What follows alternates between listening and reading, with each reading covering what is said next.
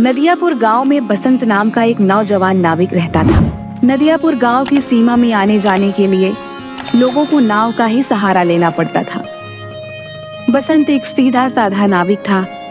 उसके परिवार में उसकी पत्नी और एक बूढ़ी माँ थी। बसंत बेहद गरीब था। बसंत के ऊपर नदियापुर गांव के लगभग सभी लोगों का कर्जा चढ़ा हुआ था। आज बसंत अपनी नाव के पास पहुंचा ही था कि तभी गांव का सेठ धनीराम कुछ लोगों के साथ उसके पास आ धमका। बस बहुत हो गया, अब मामला बर्दाश्त से बाहर होता जा रहा है, समझ गया? पूरे 6 महीने हो गए मुझे बेवकूफ बनाते हुए तुझे। आज मैं अपने पैसे ले जाकर ही रहूंगा, समझा? मुझे कुछ दिनों की मोहलत और दे दो सेठ जी। आप तो जानते ही हो कि इस वक्त धंधा कितना मंदा चल रहा है। अबे तेरा धंधा कोई मंदा नहीं चल रहा। सच तो ये है कि तू मेरे पैसे देना ही नहीं चाहता। नदियापुर गांव में आने के लिए और जाने के लिए नाव का ही सहारा लेना पड़ता है। ऊपर से ये इलाका टूरिस्ट इलाके में भी आता है। सैलानियों की कोई कमी नहीं है यहाँ पर। तेरा धंधा मंदा कैसे बढ़ सकता है बे? सेठ जी, सारे गांव वाले जानते हैं कि मेरी किस्मत कितनी फूटी हुई है। मैं बड़ी मेहनत से पाई पाई इकट्ठा करता हूँ, लेकिन वो पैसे किसी न किसी वजह से मुझसे खर्च हो जाते हैं।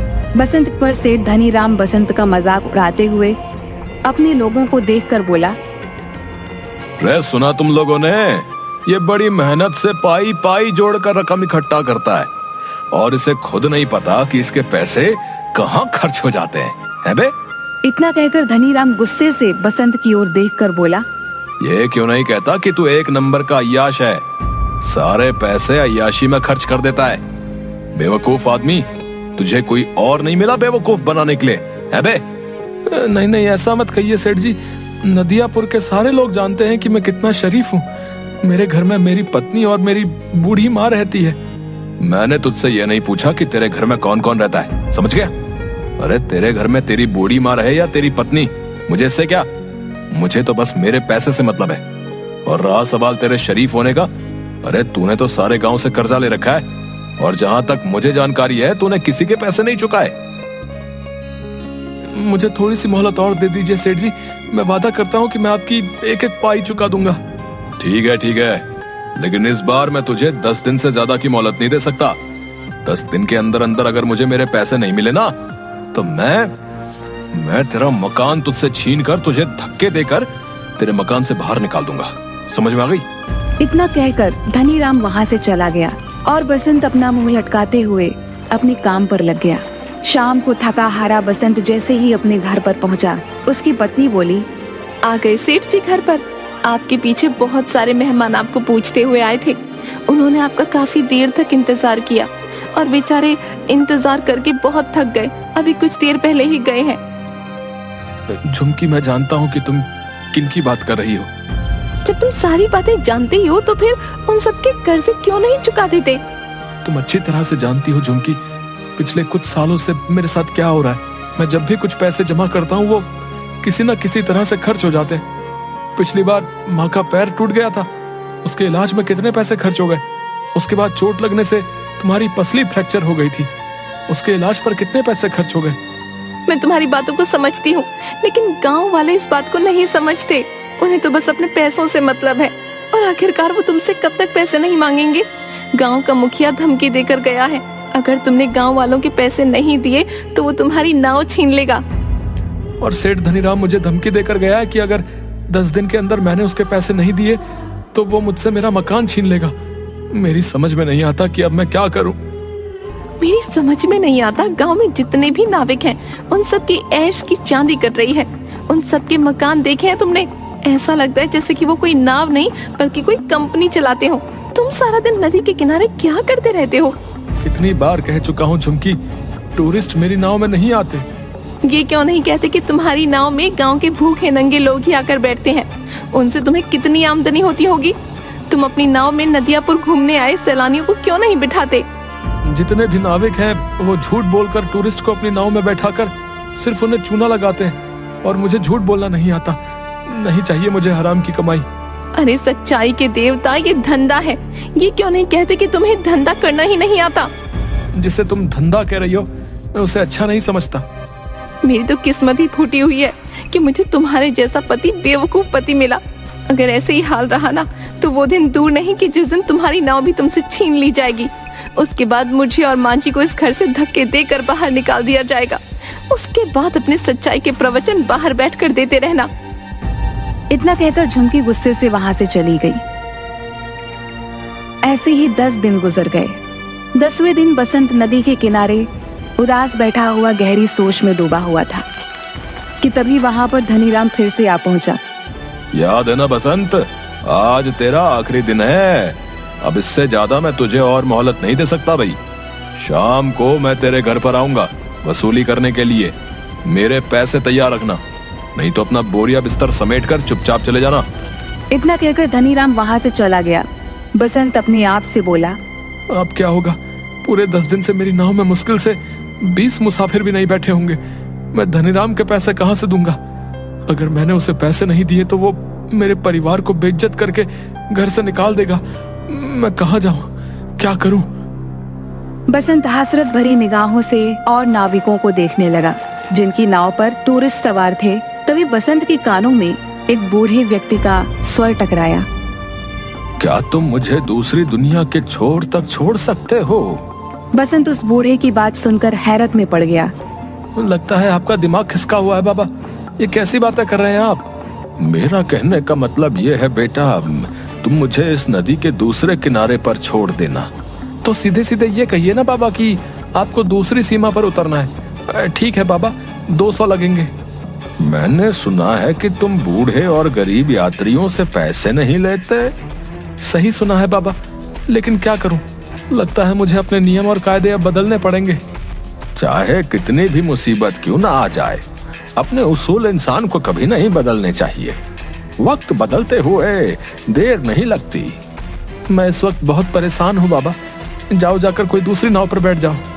लेकिन मुझे तो सिर्फ तुम्हारी ही नाव पर बैठना है, पर मेरे पास पैसे नहीं है तुम्हें देने के लिए। अगर तुम मुझे वहां तक छोड़ दोगे तो मैं तुम्हारा एहसानमंद रहूंगा। मेरी पत्नी वहां पर इंतजार कर रही है। बूढ़े की बात सुनकर बसंत को बूढ़े के ऊपर तरस आ गया था। ठीक है बाबा, मैं तुम्हारा दिल नहीं तोड़ूंगा। आइए बैठिए, जहाँ आपको जाना है मैं आपको वहाँ छोड़ दूंगा, ठीक है? बसंत की बात सुनकर वह बूढ़ा रहस्यमयी अंदाज में मुस्कुराते हुए बसंत की नाव में बैठ गया। बसंत की नाव नदी के बीच में पहुंची ही थी कि तभी वो बूढ़ा बसंत से बोला, बस मुझे यहीं तक छोड़ दो। बाबा पागल हो गए हो क्या? यहाँ पर तो सिवाय पानी के अलावा कुछ भी नहीं है। जो मुझे नजर आ रहा है वो तुम्हें नजर नहीं आएगा बेटा। तुम नाव यहीं रोक दो, मैं यहीं उतर जाऊंगा। बाबा तुम डूब जाओगे, पानी बहुत गहरा है। मगर बूढ़े ने बसंत की बात नहीं सुनी और नदी में कूद गया। यह देखकर बसंत बुरी तरीके से घबरा गया और बड़बड़ाता हुआ बोला,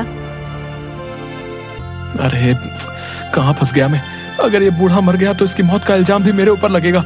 सभी लोगों ने इस बूढ़े को मेरी नाव में सवार होते हुए देखा है। अब क्या करूं? लगता है मुझे भी नदी में कूदना ही पड़ेगा।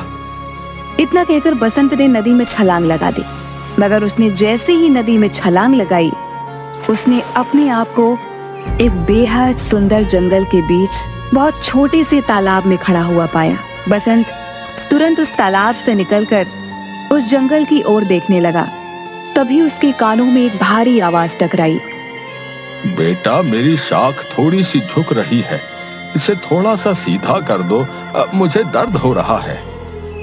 बसंत ने देखा कि वो जिस पेड़ के नीचे खड़ा था, बसंत से वही पेड़ बोला था। बसंत डर गया। डरो मत, अगर तुम मेरा ये काम करोगे तो मैं तुम्हें आगे का रास्ता बता दूंगा। बसंत ने डरते डरते उस पेड़ की शाख ऊंची कर दी। तभी अचानक बसंत के सामने एक बेहद सुंदर सोने की सड़क बन गई।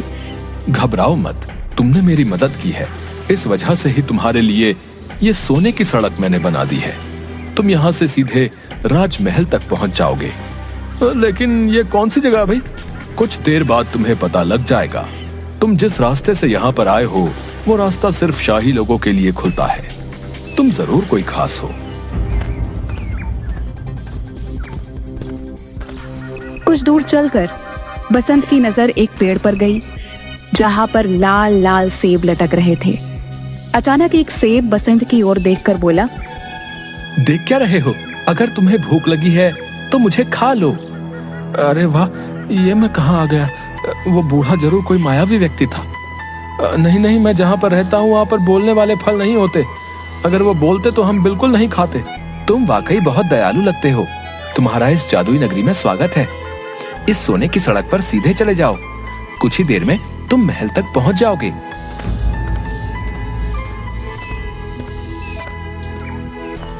कुछ ही देर में बसंत एक आलीशान महल के सामने पहुंच गया। तभी उसके कंधे पर पीछे से किसी ने हाथ रखा। बसंत ने देखा तो सामने वही बूढ़ा खड़ा उसे देखकर मुस्कुरा रहा था। कौन हो तुम और ये कौन सी जगह है?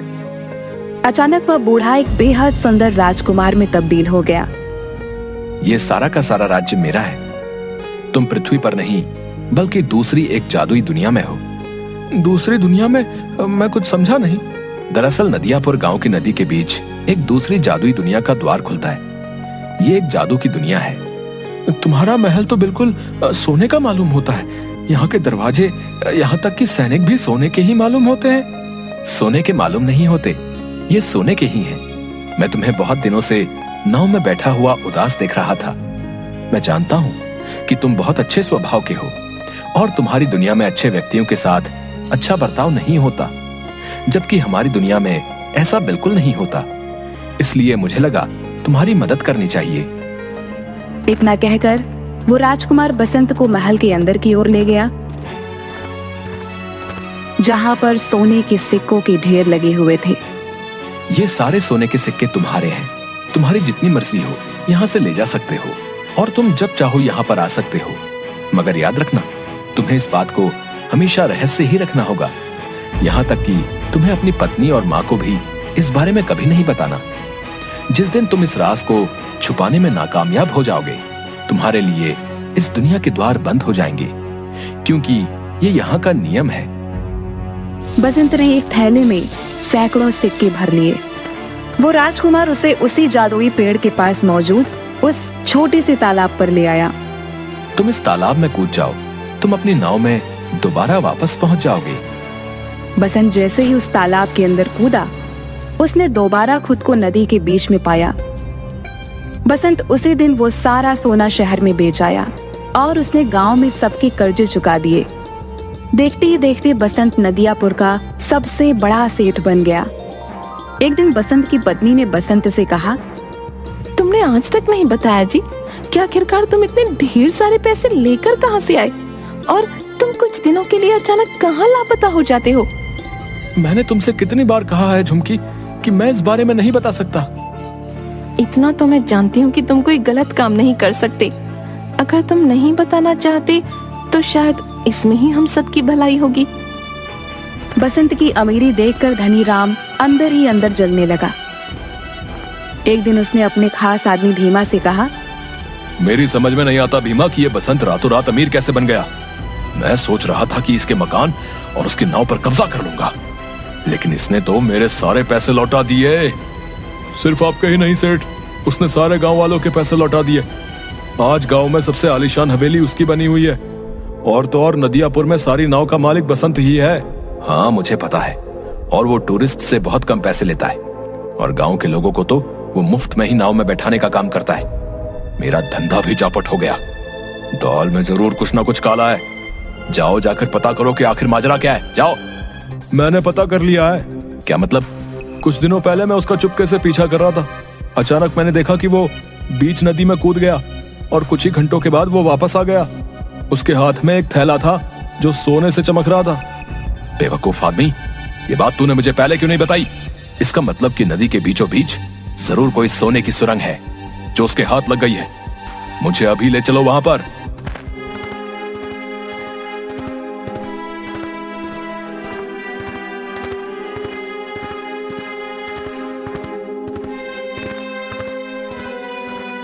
कुछ ही देर में सिर्फ धनी राम और भीमा नदी के बीच पहुंच गए। क्या तुम्हें यकीन है भीमा की बसंत यहीं कूदा था? जी, मैंने उसे ठीक इसी जगह छलांग लगाते हुए देखा था। तो फिर देर किस बात की है भीमा? चलो अब हम दोनों साथ साथ कूदकर उस सोने की सुरंग में पहुंच जाते हैं और सारा का सारा सोना आज ही निकाल लेते हैं। आपने तो मेरे मुंह की बात छीन ली। इतना कहकर वह दोनों नदी में कूद गए। अचानक बहुत तेज एक पानी की लहर आई। भीमा और धनीराम डूबकर मर गए। बसंत ने आज तक उस रहस्यमयी कहानी के बारे में किसी को नहीं बताया था।